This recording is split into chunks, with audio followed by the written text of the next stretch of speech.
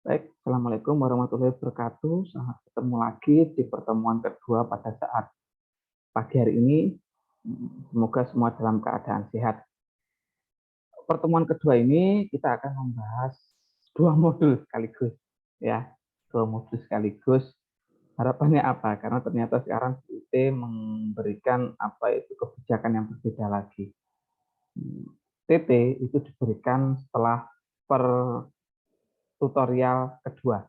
Jadi nanti di akhir akan saya berikan soal TT dan dikumpulkan maksimal 1 hari sebelum pertemuan ketiga. Nah, itu. Jadi nanti setelah ini kita akan saya berikan soal TT. Oleh sebab itu hari ini kita ngebut, ya, ngebut untuk dua materi. Materi yang pertama tentang media pembelajaran dan bahan manipulatif. Lalu materi kedua tentang bilangan bulat. Baik, biar tidak terlalu panjang lebar, kita akan bahas pertama media dan bahan manipulatif dalam pembelajaran matematika SD. Nah, kompetensi umumnya seperti ini, mampu memahami makna media. Jadi saudara-saudara tahu apa sebenarnya media pembelajaran dan bahan manipulatif itu dalam pembelajaran matematika di SD. Itu harapannya untuk membekali saudara bisa mengembangkan diri dalam mengajar matematika di sekolah dasar atau SD.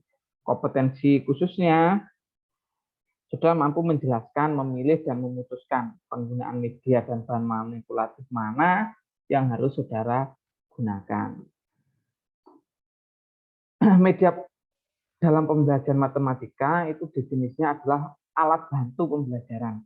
Jadi media itu alat bantu pembelajaran yang digunakan untuk menampilkan, mempresentasikan, menyajikan, atau menjelaskan bahan pelajaran kepada peserta didik.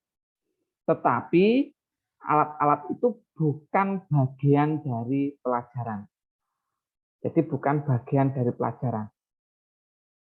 Jadi suatu alat bantu yang digunakan untuk menampilkan, mempresentasikan, menyajikan, dan menjelaskan kepada peserta didik, tetapi dia bukan bagian dari pelajarannya. Jadi dia bukan bagian dari pelajarannya. Itu disebut dengan media pembelajaran. Kelompok media pembelajaran itu dapat dikelompokkan menjadi 4 aspek. Ada berapa aspek? Yang pertama adalah aspek bahan. Jadi kalau bahan itu ada media cetak dan media non elektronik. Jadi media cetak itu ya dalam bentuk cetakan. Kalau media non elektronik itu non cetak itu dalam bentuk file. Lalu aspek yang kedua aspek tayangan. Tayangan yang proyeksi dan media non proyeksi. Proyeksi itu ditampilkan, diproyeksikan. Apakah diperbesar ataukah tetap, nah itu diproyeksikan. Proyektor itu biasanya. Televisi itu juga proyeksi, menampilkan. Jadi proyeksi dan non proyeksi. Lalu aspek kelistrikan ada elektronik dan non elektronik. Kalau elektronik sudah tahu banyak sekali, non elektronik itu juga ada. Aspek ukuran kemajuan ada media sederhana dan media modern. Ini adalah 4 kelompok media pembelajaran. Media dalam pembelajaran matematika itu media pembelajaran sederhana. Contohnya itu seperti papan tulis, itu juga media. Papan grafik itu juga media. Dia non elektronik. Ya, ini media sederhana. Papan tulis, papan grafik. Kenapa kok papan tulis disebut media? Iya, karena papan tulis itu digunakan untuk menyampaikan, untuk mempresentasikan suatu materi kepada peserta didik. Tetapi papan tulis itu bukan bagian dari pembelajaran, bukan bagian dari materi. Itu. Lalu papan grafik, papannya. Lalu media pembelajaran cetak, misalkan buku. Nah, buku itu kan media pembelajaran, modul, LKS. Nah, ini non cetak. Kemudian media pembelajaran non cetak. Maaf, bukan media non cetak, tapi pembelajaran media cetak, maaf ya. Jadi buku modul LKS itu media cetak. Kalau non cetak itu dalam bentuk file. Lalu media pembelajaran elektronik itu misalnya OHP, overhead projector, OHT, overhead transparan. Nah, jadi ada OHP, OHT. Ini adalah media pembelajaran elektronik. Itu adalah contoh-contoh dari media pembelajaran matematika. Keuntungan menggunakan media pembelajaran. Yang pertama lebih menarik. Jadi media pembelajaran itu keuntungannya lebih menarik dan tidak membosankan bagi peserta didik. Jadi ada ketertarikannya. Yang kedua lebih mudah dipahami karena dibantu oleh visualisasi yang dapat memperjelaskan uraian. Ini adalah keuntungan dari media pembelajaran. Lalu lebih bertahan lama untuk diingat karena berkesan. Ausibil masuk, bermakna, diingat, terkesan terhadap tayangan atau tampilan. Mampu melibatkan peserta pembelajaran lebih banyak dan lebih tersebar. Jadi kalau menggunakan media ini lebih banyak siswa yang dapat peserta atau siswa yang dapat mengikuti pembelajaran. Dapat digunakan berulang kali. Nah ini, di media pembelajaran dapat digunakan berapa kali. Lebih efektif karena dapat mengurangi waktu pembelajaran. Menggunakan papan grafik itu lebih cepat daripada menggunakan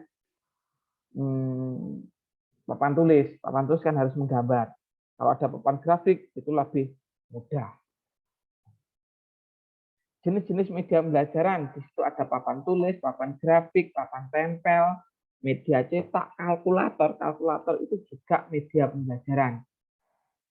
Lalu ada komputer, ada media tayang. Media tayang itu ada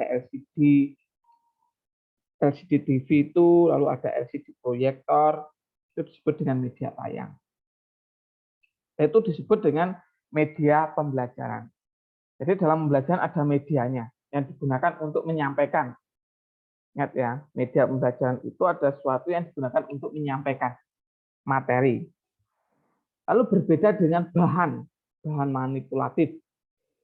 Kalau bahan itu alat bantu pembelajaran digunakan untuk menjelaskan konsep, untuk memperagakan konsep dan prosedur matematika. Nah ini adalah bedanya bahan media pembelajaran dan bahan manipulatif. Kalau media itu digunakan untuk menyampaikan, untuk mempresentasikan, itu disebut media. Tapi kalau bahan itu menjelaskan, prosedur, memperagakan, itu adalah bahan. Contohnya seperti itu adalah bahan-bahan manipulatif. Ini ada corong berhitung. Ini kan untuk memperagakan penjumlahan pengurangan. Lalu ini ada pembuktian Pitagoras. Ini memperagakan. Ini memperagakan. Ini bukan, tapi ini bahan, bukan media, tapi bahan. Berbeda antara bahan dan media. Sifat bahan manipulatif itu harganya lebih murah dan mudah diperoleh. Nah, jadi itu. Lalu dapat dipegang bahan manipulatif itu. Berbeda sama media. Kalau media itu menggunakan LCD proyektor kita tidak bisa pegang. Tapi kalau bahan itu bisa kita pegang. Bisa dipreteli kalau bahasa Jawanya. Bisa dipasang, bisa dibongkar, dibalik, lalu bisa diatur. Jadi peserta didik lebih aktif, bisa menggunakan. Lalu fungsinya untuk menyederhanakan. Jadi konsep menghitung itu bagi siswa sangat sulit. 1 tambah 1, 1 tambah 2, 1 tambah 10, 8 tambah 9, itu lebih sulit jika hanya menggunakan konsep hitung-hitungan. Tapi saat menggunakan bahan manipulatif itu akan lebih mudah. Contohnya dengan apa? Dengan corong berhitung ini. Jadi kalau menyederhanakan konsep, ada berapa? Ada 1, 2, 3 dimasuk-masukkan. Nah, jadi ada corong berhitung. Oh, berapa ini jumlahnya dimasukkan? Oh, sampai ke 6. Oh, ternyata jumlahnya 6. Ini jadi menyederhanakan. Itu adalah sifat dari bahan manipulatif. Jenis bahan manipulatif itu banyak sekali. Ya, salah satunya dari kertas. Dari kertas itu banyak bisa digunakan untuk menjelaskan pecahan. Karena apa? Kertas itu lebih mudah dipotong-potong. Bisa sebagai bahan untuk menjelaskan tentang sama atau senilai. Lalu untuk menjelaskan operasi itu juga bisa. Lalu model stick. Stick itu juga bisa untuk pemjumlahan, satuan, puluhan, ratusan, itu juga bisa. Model stick itu bisa menggunakan lidi, lidinya bisa dari daun kelapa, dari bambu, dari plastik juga bisa. Kalau sekarang banyak dari plastik. Lalu model persegi dan strip dari kayu triplek. Nah, ini banyak sekali. Nah, ini juga bisa model strip kayu dari triplek. Lalu model kertas bertitik ini seperti ini. Geoboard, namanya geoboard. Konsep geometri bangun data. Jadi ini ada kertas, ada model stick, lalu ada model persegi, ini strip kayu, lalu ada model kertas ini geometri atau berpetak. Nah, itu. Ini adalah materi secara sederhana dari media pembelajaran dan bahan belajar. Nah, sesingkat ini. Kenapa kok terlalu singkat, Pak? Nah, ini menurut saya materi modul 2 ini tidak terlalu sulit. Saudara bisa membaca.